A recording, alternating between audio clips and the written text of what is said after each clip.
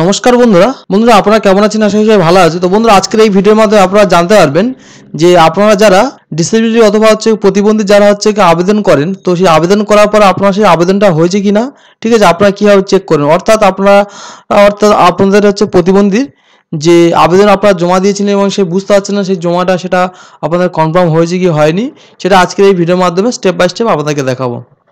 তো বন্ধুরা আপনারা ভিডিও সম্পূর্ণ দেখবেন। দেখুন বন্ধুরা, প্রথমে আপনাদের এই ওয়েবসাইটে ভিজিট করতে হবে। ওয়েবসাইটের লিঙ্ক আমি ভিডিও নিচে ডেসক্রিপশনে দিয়ে দেবো।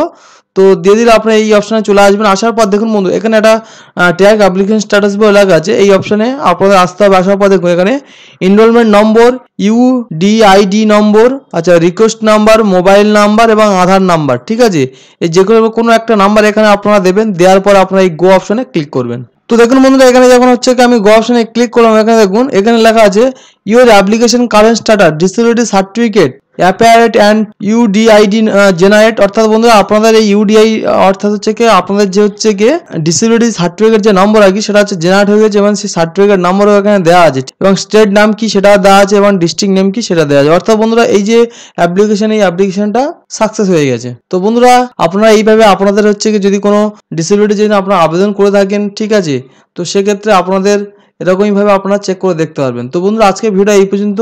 ভিডিও কেমন লাগলো সেটি কমেন্ট করে জানাবেন এবং যারা আমার চ্যানেল নতুন দর্শক তারা অবশ্যই চ্যানেলটিকে সাবস্ক্রাইব করে দেবেন।